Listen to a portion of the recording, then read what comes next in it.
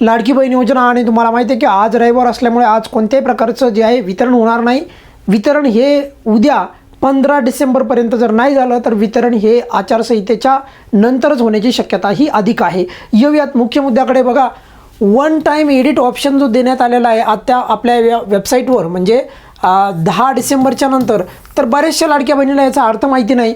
म्हणजे तुमची कोणतीही चूक झाली असेल, परत सांगतो आहे, कोणतीही चूक झाली असेल तर ते दुरुस्ती करण्यासाठी तुम्हाला सध्या वेबसाईटवर ऑप्शन उपलब्ध आहे. पण वन टाईम एडिट ऑप्शन म्हणजे काय, तर हेच बरेचशा लाभार्थ्यांना माहीत नाही आणि त्यामुळे त्यांना वाटतं की आम्ही परत चुका केल्या तरी पण आम्हाला दुरुस्ती करायला सरकार संधी देईल. तर तसं होणार नाही. त्यामुळे या चॅनलच्या माध्यमातून तुम्हाला योग्य ते मार्गदर्शन तर मी पहिल्या दिवसापासून, म्हणजे त्यामुळे मी ज्या दिवशी जे आहे अपडेट आली होती नवीन KYCची, त्याच दिवशी व्हिडिओ पण उपलब्ध करून दिला होता, जेणेकरून तुमच्या चुका होऊ नये. पण असं असून पण काही लाडक्या बहिणी ज्या आहेत चुका करीत आहेत, तर तसं करू नका. कारण परत जे आहे बघा, तुमचा 1-2 महिन्याचा लाभ पेंडिंग पडेल परत पुढे भविष्यामध्ये, तर तसं करू नका. आणि सर्वात महत्त्वाचं म्हणजे KYCच्या संदर्भात जे काही प्रश्न आहेत तर ते आपण छोटे मोठे प्रश्न आपल्या या चॅनलच्या माध्यमातून क्लिअर करणार आहोत.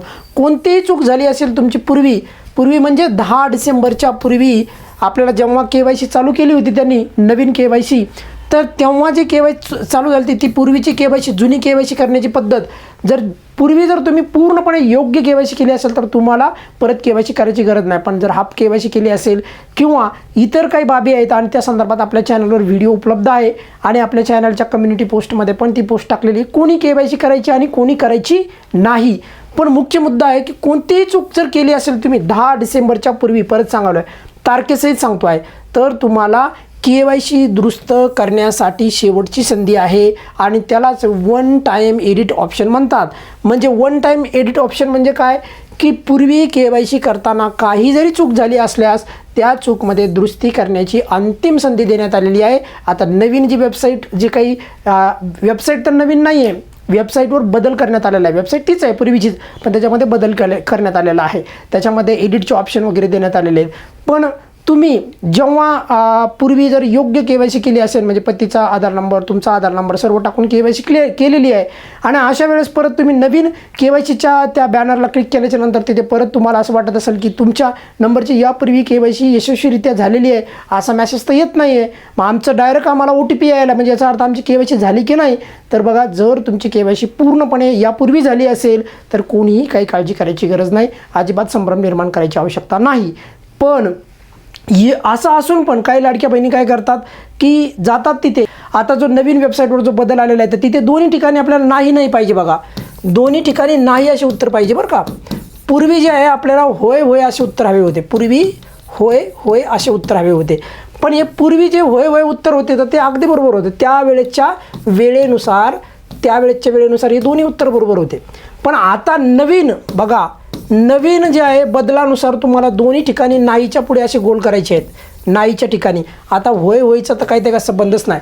खरं तर वेबसाईटवर होय नाही मराठीच्या सोबत इंग्रजी पण त्यांनी ऑप्शन द्यायला पाहिजे होता, जेणेकरून बऱ्याचशा लाभार्थ्यांना त्याचा फायदा झाला असता. कारण अजूनही काही लाभार्थ्यांचं या पद्धतीने चुका होत आहेत आणि आता नवीन पोर्टलवर आलेल्या बदलानुसार जर चूक झाली तर तुम्हाला त्याच्यामध्ये एडिट करायचा परत ऑप्शन मिळणार नाही. पण काही लाभार्थी असे आहेत ज्यांनी पूर्वीच चुका केल्या होत्या. ज्या लाभार्थ्यांनी होय करायचे तिथे नाही केलं होतं पूर्वी म्हणजे 10 डिसेंबरच्या पूर्वी, परत सांगतो आहे, जर तुम्ही तसं केलं असेल तर तुम्हाला आत्ता वेबसाईटवर आल्याच्या नंतर काय करायचं आहे, तर दोन्ही ठिकाणी नाही निवडायचं आहे. परत सांगतो आहे, यापूर्वी जर तुम्ही होयच्या ऐवजी नाही निवडला असेल तर 10 डिसेंबरच्या पूर्वी, तर आता नवीन वेबसाईटवर तुम्हाला नाही निवडायचं आहे. सर्वांनी नवीन वेबसाईटवर जर KYC केली तर नाही याच पर्यायाच्या पुढे गोल करायचा आहे. सर्वांच्या लक्षात आलं आहे. आणि त्यानंतर काही लाडक्या बहिणींचा जात प्रवर्ग निवडताना चुका झाल्या होत्या मागच्या वेळेस, तर त्यांना यावेळेस जात प्रवर्ग कसा निवडायचा, साधं सिंपल आहे. बॅनरवर क्लिक करायचं आहे आणि नेहमीप्रमाणे जे तुम्ही ॲज युज्युअल KYC करत आलात त्याचप्रमाणे यायचं आणि तिथे जात प्रवर्ग बरोबर निवडायचा आहे. जो तुमचा जात प्रवर्ग आहे तो निवडायचा आहे. झालं, एवढं सोपं आहे. त्यामुळे जर तुम्हाला कोणतीही तुमची चूक झाली असेल तर तुम्हाला एडिटचा ऑप्शन म्हणजेच काय, तर त्या बॅनरवर क्लिक केल्याच्या नंतर नवीन KYC व्हायली म्हणजेच एडिटचा ऑप्शन आलेला आहे. या प्रकारे तुमच्या मनामधले जे बी काही छोटे प्रश्न असतात ना ते मी क्लिअर करतो आहे. बघा, यापूर्वी 11 तारखेला 11 डिसेंबरला एक GR आला होता, ज्यावेळेस KYCची अपडेट आली होती नवीन पोर्टलला, तर त्यावेळेस त्या GRमध्ये एक गोष्ट खूप इंटरेस्टिंग लिहिलेली आहे आणि त्यामुळे तुम्हाला सांगतो की कोणतीही तुमची जर चूक झाली असेल तर त्याच्यामध्ये आता सध्या नवीन पोर्टलवर तुम्हाला त्याच्यामध्ये दुरुस्ती करता येते. बघा काय झालं आहे बघा, इथे स्पष्ट लिहिलेलं आहे, त्याच्यामध्ये स्पष्ट लिहिलेलं आहे बघा की सदर योजनेतील ज्या पात्र लाभार्थ्यांना KYC प्रक्रिया पूर्ण केली आहे व त्यांच्याकडून पर्याय निवडताना काही चुका झाल्या असतील, काही चुका म्हणजे कोणतीही जर चूक झाली असेल तर अशा लाभार्थ्यांना पुनच्छ योजनेच्या वेब पोर्टलवर KYC पूर्ण करण्याची एक अंतिम संधी देण्यात आलेली आहे. त्यालाच म्हणतात वन टाईम एडिट ऑप्शन. आता ह्या वन टाईम एडिट ऑप्शनवर 31 तारखेच्या पर्यंतच तुम्हाला KYC करण्याची संधी आहे. आणि तुम्ही असं म्हणाल की बऱ्याचशा लाडक्या बहिणी विचारतात की सर अजूनही आमचे कागदपत्र स्वीकारायला सुरुवात केलेली नाही अंगणवाडी सेविकेकडनं.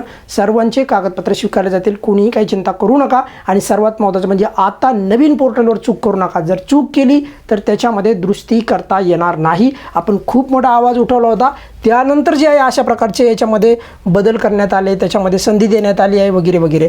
राहिला मुद्दा वितरणाचा, तर वितरण जर उद्या नाही झालं तर वितरण हे आचारसंहितेच्या नंतरच होईल. त्यामुळे त्याच्याबद्दल पण जे आहे काही, आता तुम्ही तेवढे सुज्ञ आहात तर तुम्ही समजू शकता जर उद्या वितरण नाही झालं तर वितरण हे आपल्याला डायरेक्ट कधी होणार तर आचारसंहितेच्या 21 तारखेच्या नंतरच. या व्हिडिओमध्ये बघा तुमच्या जे छोट्या मोठ्या ज्या गोष्टी आहेत की आता पोर्टलवर KYC करताना चूक करायची नाही. आणि जर समजा काही तुम्हाला अडचण असेल तर व्हिडिओच्या खाली कमेंट्स करा KYCच्या संदर्भात, नक्की तुमच्या कमेंट्सला रिप्लाय करेल. या व्हिडिओमध्ये आपण इथेच थांबूयात. धन्यवाद.